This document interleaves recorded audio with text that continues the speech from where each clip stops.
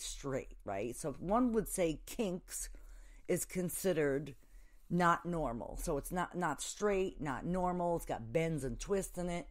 Anything kinky, like what fits under the categorization of kink? Anal play with either males or females, nipple play, electrical play, dressing up in women's clothing, that's part of a kink or a fetish. Let's see what else. Nipple clamps, forms of branding, very light with a violet wand, that's considered kink because it's not something you wouldn't do as a normal couple. Or a normal person wouldn't per se do it. Like, not that there's vanilla people like running around stimulating themselves with violet wands, because they don't know what that is. A violet wand is like an electro sex type device that you plug in, has different attachments, and yeah, you can like shock your partner in like private areas. You can use it on the nape of the neck. You can use it on nipples. You can use it on head, anywhere on the body. And it's meant to be like a sensory type, thing, like sensory play, like warming up, tenderizing your meat before you go and strike it, right? So then kink can also be experienced through the realm of fantasy, okay? One doesn't need, hold on a second, where's my piece of paper here? I have a whole bunch of notes.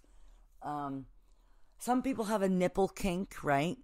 Either because they themselves have very sensitive nipples, or they love to have them played with because they are drawn to their partner's nipples. People who in general find themselves drawn to breasts might find that they have a nipple kink or a nipple fetish. They like to tweak, lick, and bite your partner's nipples, or invite them to do so to yours in order to discover this is a kink for you. So if you're thinking about getting into nipple torture or nipple play, it's a good idea to have someone that you trust kind of tweak and lick and suck your nipples to see if that's something that interests you. It may not, but you may get off on getting someone else to do it, meaning you can bite and lick and tweak their nipples and they get off on it. So then you would be the sadist and they would be the masochist, right? The giver and the receiver. So remember that when it comes to kink. Now, you can even do kink by yourself, but it's more fun with a partner. And it's not just for women. Males enjoy nipple play too. Now, we talked a little bit about the humiliation before.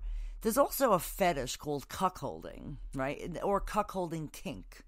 I don't know. To me, I think cuckolding is more of a lifestyle rather than a kink or a fetish. But it depends on where you come from, right?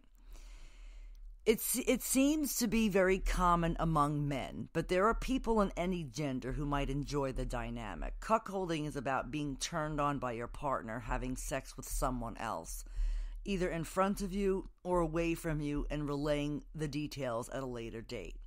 So basically, for all those women out there that are in long-term relationships, if your significant other allows you to go out and fuck some other guy, bring home a pussy full of cum from another guy, and then you go home in bed with your significant other and you have him eat out your pussy after you just had sex with another guy. You're basically cuckolding your significant other with another fella, not in the same room, but you're still kind of doing a cuckolding type scenario.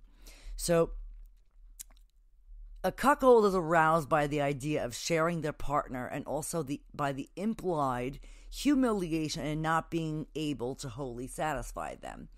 It's interesting. I see a lot of these mistresses online, right? They talk about cuckolding, or one's a cuckoldress. Yeah, she's a mistress who has a black bull, right? Because usually they say white men are hung like smaller compared to black guys. I mean, I wouldn't know. I've never been with a black guy, but I can only imagine. So, other mistresses will have a black bull as their initial kind of extra sex partner. And then they have someone that they've been living with, like a husband or a boyfriend, who's not really satisfying them in a way that they can be satisfied. So what they'll do is they'll put a chastity device on the prime suspect number one, and they will lock his cock up in chastity, and then they will invite over the black bull, who is very well hung, and the black bull takes on the responsibility of the prime suspect number one, and prime suspect number one becomes the outcast number two, which means the mistress or dominant will fuck and be with the black guy in front of the boyfriend, right, or the husband. And usually the husband or boyfriend is locked up in a chastity device, therefore his dick cannot be used by himself or them for that matter. The reason why he is locked up is because he is considered dull, listless, and useless. Oh, I love to say those words. Dull, listless, and useless. Therefore, she has a replacement son cock to fuck. So basically the husband or the boyfriend who's dumb, listless, and lifeless, who is locked in a chastity device, is forced to become a cucky fluffer, which means she will force him on his hands and knees, and he will stay there locked in a chastity device while she gets him ready to suck off her bull. Meaning, husband number one, boyfriend number one is to be sucking the cock of the black bull who the mistress is going to be riding, or the cuckoldress is going to be having sex with. So the job as the husband or cuck is going to be getting ready the guy for mistress, or getting ready the guy for the cuckoldress, meaning he is going to suck that dick, lick her pussy, get them all nice and hard and wet for each other. She might even go as far as locking the cucky in a bench where his head is only going to be used, meaning he's on his back usually, and his head and mouth is being used for her pleasure. So basically she'll sit on his face, ride his face, get all hot and bothered. Then she'll say, okay, you're ready to watch. She will either blindfold him or leave him attached to a bed frame with a leash and collar while his hands are bound and he is chastised. And she goes and has sex with her bull right in front of her cucky husband or cucky boyfriend. And what his job is he's to watch the both of them and wish he was the cuck holder. Because why? He can't satisfy her like that. So the mistress or cuckoldress has other men she has sex with while her husband or prime, whoever the hell you want to identify as, prime number one, suspect number one, as I like to call them, or prospect number one, is locked in a chastity device, sucks his cock, licks her pussy, and gets them ready for sex. Then at the end of the whole sex act, the cuckoldress then climbs off or wherever she's done with having sex, and then sticks her cummy pussy in her husband or cuck's face, and his job is to clean out her pussy of another man's cum. Okay? That is the job of a cuckoldress. And that is what cuckolding is all about. Kind of hot to some degree if you think about it, right? So whenever you play around with kinks, especially those that have a BDSM element, it is very important to engage in aftercare. Now, I mean this in the wholeheartedly way possible. No matter what kind of BDSM activity you're doing, well, it's heavy-duty impact play, or heavy-duty whippings, or corporal punishment, or any type of electro play, edge play, knife play, whatever it is, you are required as a dom to do aftercare with your submissive. So basically what you're going to be doing is you're going to be in a different bunch of scenes, right? So you're going to bring that sub to subspace, which is a very nice place to be. Then the dom is going to be in a headspace of its own or her own, where they're going to feel uplifted and happy that they're getting their kink on with someone who understands them, right? But then what happens is once that scene is completely over, I've witnessed this myself in dungeons where I've seen dominatrixes whip and slap and like annihilate submissives with any type of implement, whether it's the hand, the paddle, crops, floggers, or you name it. And then they just walk away from the scene like it's just like they're done. That's not what you do. What you need to do is you need to coddle your submissive or coddle the person in the play scene and kind of bring them back down to reality. Because once they're up in that subspace, it's great.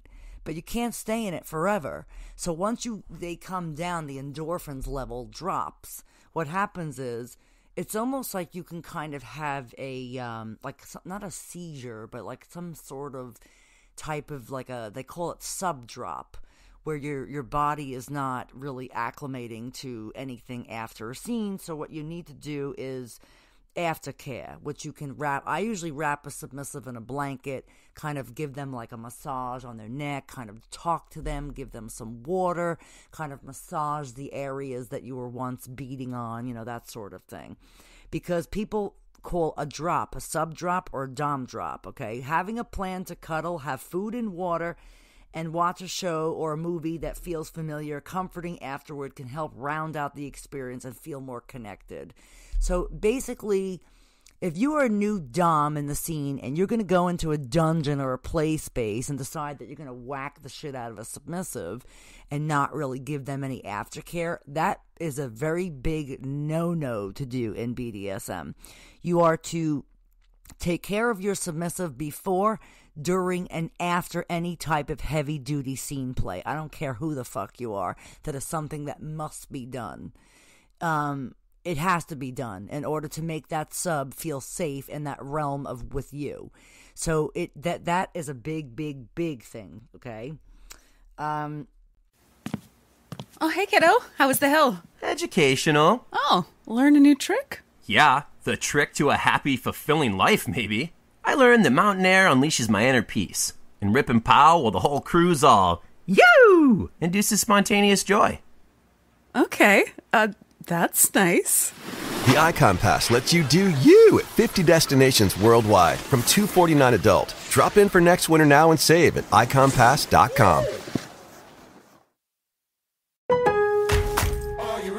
At Lowe's, every pro is an MVP to us, no matter how big or small your business is. Earn back when you spend, get exclusive offers, and paint rewards. It all adds up to help level up your business. Join Lowe's MVP's Pro Rewards and Partnership Program today. Minimum purchase required. Earnings and paint rewards awarded as Lowe's e-gift cards. Exclusions, restrictions, and more terms apply. Valid through 12/31/22. See Lowe's.com/L/Pro Loyalty Terms. Subject to change. U.S. only. You also need to keep open lines of communication with partners when it comes to kinky sex. There is a lot of room for things to go wrong if all parties aren't entirely unashamed and honest with each other. So basically, if you're going to be in sort of kinky relationship, you're going to want to consent to a lot of things. The sub also needs to consent. You both have to be on the same page. This brings us back to SSC, which is safe, sane, and consensual, or RACK, which is RACK, risk-aware consensual kink. Very important in any type of BDSM situation. You must have a consensual partner. You know how many times I've been to dungeons where people are kind of standing there, oh, I don't want to play, I don't want to do this, I don't want to do that. But in reality, if you're not willing to do that and the dominant should walk away, because the submissive has to be on the same page as the dom. You can't have one on each end of the spectrum. It doesn't kind of work out to the same extent. You have to be on the same fucking page, okay? Now, what do we got here? I like talking about this type of stuff because a lot of people don't really understand the difference between kink and fetishes. Kink is something that is kinky, like, sex. Like cuckolding would be considered a kink, right? Although, I don't know, some people consider it a lifestyle. So to me, I'm not a lifestyle cuckoldress.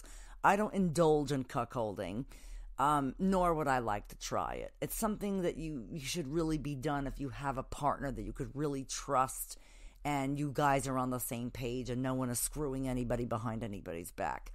This is something that usually married couples do, I find, with cuckolding. It's almost like sharing your husband or wife with someone, right? Okay. So let's go back into the fetish part, right?